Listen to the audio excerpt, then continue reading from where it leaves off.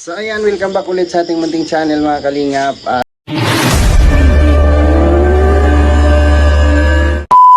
So ngayon po ay magluluto tayo ng ulam, hapunan, kasi sila ni Glyza umalis. So hanggang ngayon hindi sila nakauwi. Ito sila ng sentro. So ngayon po ay cook tayo ngayon. So ipapatikim natin kay Papa yung pinagmamalaki ng Bicol, no? Yung Bicol Express. Yan. Sino po ang nakakaano dyan, no? Shoutout po sa mga taga Bicol at shoutout sa mga nakasabit kong sinampay. Yan, sa Bicol Express po, no? Wala po ito sa amin ng mga recipe. So ngayon po ipapatikim natin kay Papa kung ano po yung kanyang taste sa ganitong taste, yung kanyang panglasa sa ganitong ulam, no? Specialty ng mga Uragon, no? Mga taga Bicol. So ngayon po simpleng luto lang to. So kanya-kanyang pamamaraan naman yung pagluluto at estilo ng pagluluto. So ito po yung sa akin, no? Bicol Express ala Alex Librada Vlogs. Alright. So ayan, mayroon tayo dito ang sigarilyas. Siyempre sa backyard lang po natin galing ito. At yan, sobrang hindi na siya nakikita. Medyo na siya, tumanda na. Pero sa tingin ko pwede pa ito. Natatalaban pa siya ng kuko,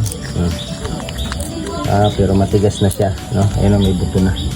Hindi ko na siya sinali kasi ito po yung napakaraming bunga po yung ating sigarilyas, no? So naisip ko pong magluto ng Bicol Express ngayon at saksihan nyo po yung aking recipe, Bicol Express na luto ni Alex Librada. So tara. So, ayan. Aking ganito ako magluto, no, ng Bicol Express. Pinapa brown natin muna yung karne.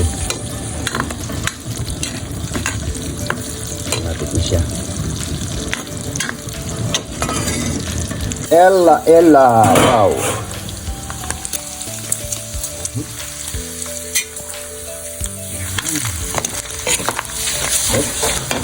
Yan. Pagka brown na siya, hinahaon ko yan. Saka ako maglalagay ng ricado. Tapos ang panglalambot ko ng karne na yan, yung pangalawang piga na gata. Pangalawang piga na gata. Ating pinanglalambot sa karne. Sasabaw natin dyan. At siyempre, pag mataba yung baboy, ayun, ang daming mantika. Ayun, ang daming mantika. Ayan. Kailangan matanggal natin yan para mabawasan yung mantika sa baboy. Hindi magandang part yung nabili ko. Hindi magandang part ng karne, pero okay na rin siya. 170. Halagang lang to, halagang 200 na karne. Kunti lang, mas lamang ang gulay nito mamaya. Ayan, pa-brown na siya. So dito po tayo magluto ng Bicol Express. Hindi ko lang alam sa iba kung anong klaseng luto ang ginagawa nila. Basta sa akin, ito yung first step ko pagluluto ng Bicol Express para bawasan yung taba ng baboy. Ipa-fry muna natin siya. Hindi naman siya masyadong fry yung pritong-prito talaga siya. Tama lang, katulad niya natunaw yung mga taba-taba niya. Ayan.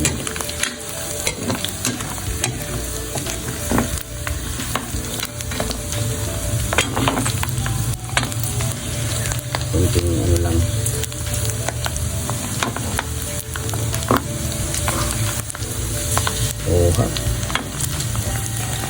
Pula-pula na siya. Hindi na siya.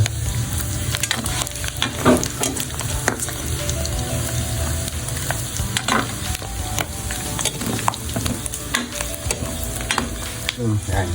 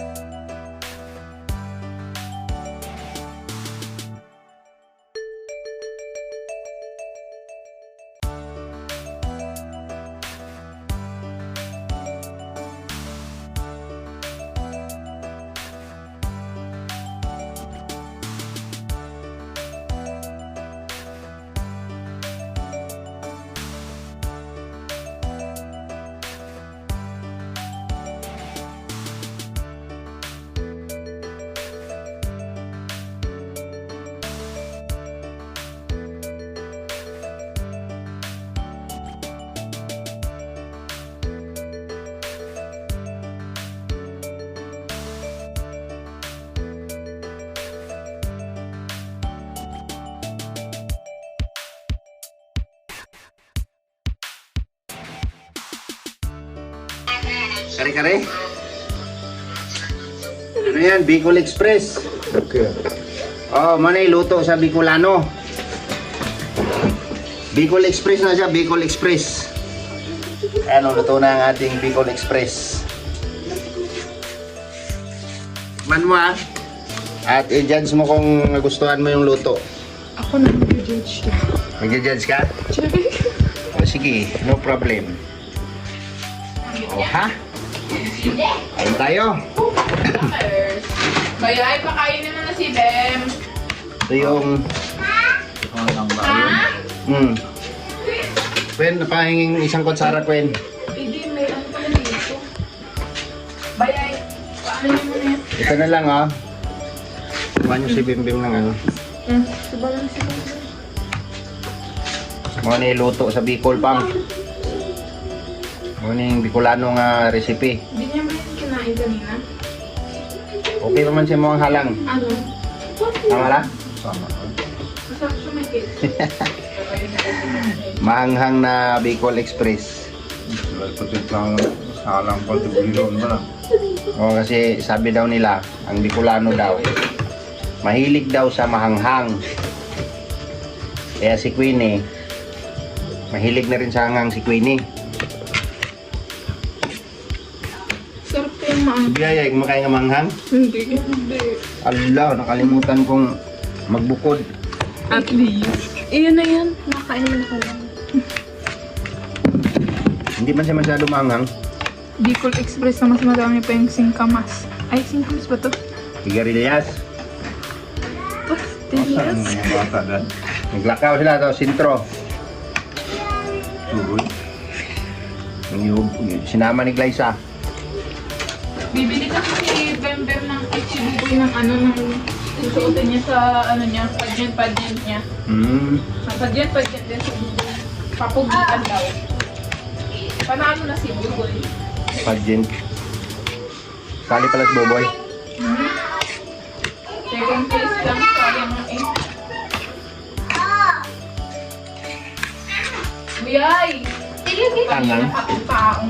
Ang ipapaalam ko kay Pag kumain ka ng Bicol Express, parang ano. Hop, hop, hop. Doon sa baba ilagay, huwag dyan. Hello, Bing.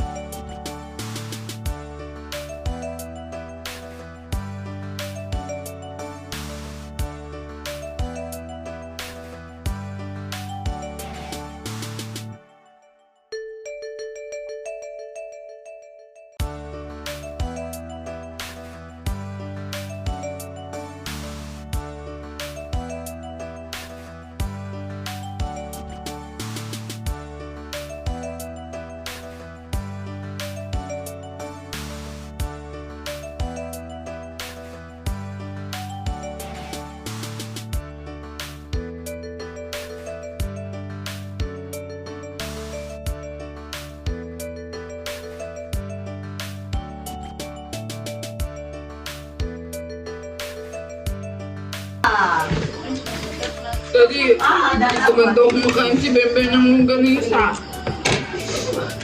Ay, Buyay, gatas na lang pala pakain ko. Anong binili niyo, Sintro? Ano, mga damit eh, buboy, sapatos, damit, pantalones, ay, jogging pants, Pantalones. jogging pants, sapatos, at saka ano, Damit. Ano na? Ang galing ah. Stop! Baby! Baon! Tapos meron pang mga Jollibee. Yeah. Ikaw pa kung nakaipangayoon kay Tikla, unsa may imong hangyo siya. Kung nakay hangyoon siya, unsa may imong ihangyo. Anong ihihilingin mo sa kanya? Maraming ginahangyo na ako sa iyahang nga. Ingko, diya sa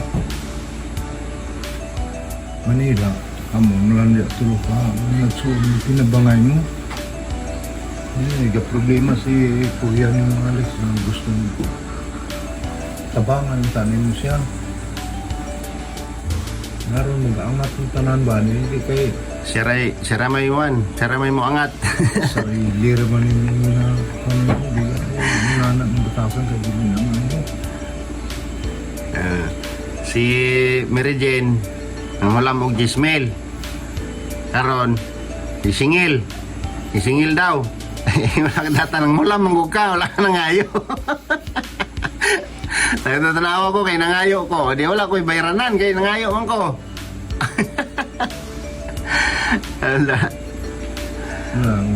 Nga naman kung hindi mo na kinanglan nga pulaman yung pangayuan ng dito. Anak ko kay... Kaya yung pangayaw, wala ginay siya problema. wala bayad. Ang hulang, ilisan. ang utang, bayaran. At ang nagpadala sa tatag 2,000. Kaya 2,000 lang sa... Kuya, yan yung pera ni Dundon. Hinahinayon lang ako balik kay... Apiki po ko dire, si Mary Jane. Hindi, pilar, may sildo ni Ken. Lipay po to sila ni Tata, sila ni Manoy, si Junjun. Yan to Junjun dito. Pag sugat na mo, ato si Junjun sa hotel. O di, kuan po siya, naambunan po siya. Tagaan siguro 3,000 to. Yan sila Tata, tag 10,000. Mo na tayo balon na mo, pabalik dire. 10,000 po nakuha. Tapos kaning cellphone, yang gi-promise. May gani kay nadayon, yung cellphone niya ang gi-promise. Nya, dako mo po siyang natabang kay napon siya ihatag sa ko itong birthday na ako, nagpa-feeding mi dire.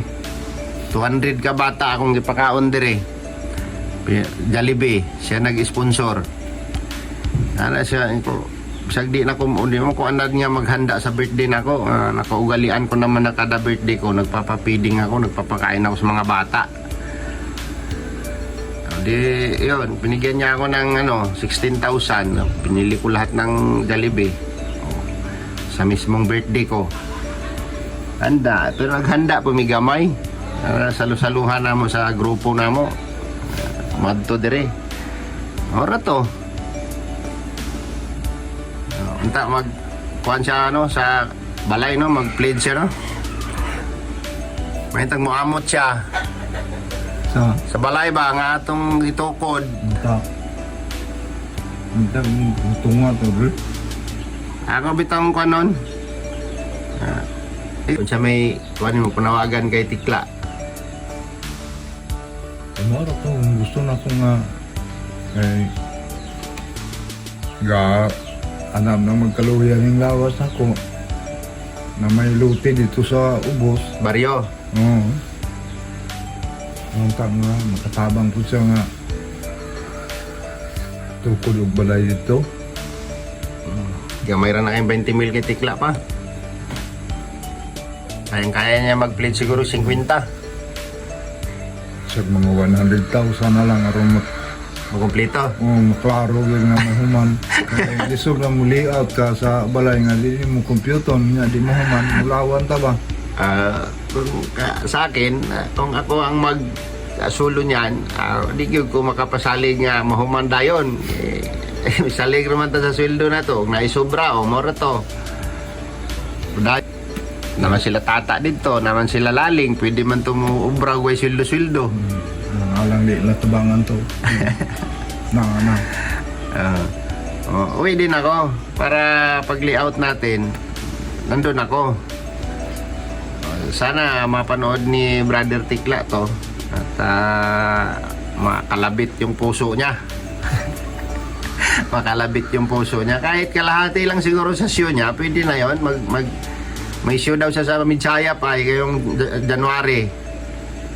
January 5 daw. Hindi ko alam, basta may show daw siya sa Midsaya.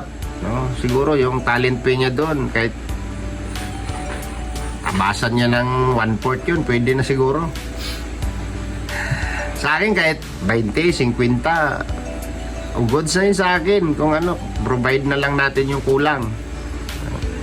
At least may tayo natin dun sa baryo yung ano, kasi hirap talaga umakyat dun.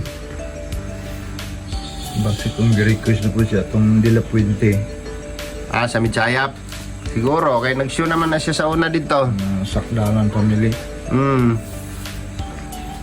Sponsor po siguro si congressman dito, Siguro. Joel. Sakdalan. Tingnan lang natin kung anong mangyayari next year. Kasi December na ngayon. Pamasko na lang sana ni brother sa atin yun. Paano? Pamaskuhan po doon tata ni Tikla. May numduman nung tata sa Pasko New Year. Kay Balos naman yung atad rin magtigo. Basi tunga siya dahil. Malay natin. Sabi ko, na kay Tikla kung unsa iyahang kuan. Sigtan dogo na Ginoo yung kasing-kasing. Diba? Wala man imposible. Sana nga, no? Kalabitin ni Tikla yung puso niya, sabi ni Papa. Kahit pamasko lang natin, tapos baon natin pa uwi, no? Ulit tag January. Target na ako nga pizza. Mga January 23. Para sweldo ba? Para tayo balunon. Wala tayo allowance pag uli dito. 23. Magpalit na kong ticket sa karong 23 sa December. Pag sweldo, mag-book na tag ticket. Pero gabaw atong kwaon para barato. Nya, flight na to kanang gabi Gabi atong flight. Kwaon ako ng alas 9 siguro. Alas 9 nga flight sa gabi para barato ang ticket. Pilara may pamasahe Davao. Ikaw yan, 500 naman siguro. Tao. 500 siguro, 600. 500 alam ko, abin ako. Siguro Sobra? Ako nakalimutan ko na kung magkano yung pamasahe nung ako, biyahe. Masig yung 1,000 na. Wala pa Bicol gani og diri. 1 lang. 700 lang sa nindot nga bus kanang dagkog bangko nga bus mga 850. Ikag Manila pa yung dire. O pila ka oras ang biyahe dire 12. Kaya ang Davao, murag kung non-stop imong sakyan, murag wala ang kabot 5 ka oras siguro. Bagal nang kaya ko ng Mindanao Star yung sakyan. May laing kuan dito. Hinay kim dagan. Wala may laing bus dito. Mindanao Star naman. Atong gikan na Davao nga nag-uli me. Oo. Nagrupo tanan nga iso. Murag mga subanon. Murag mga subanon.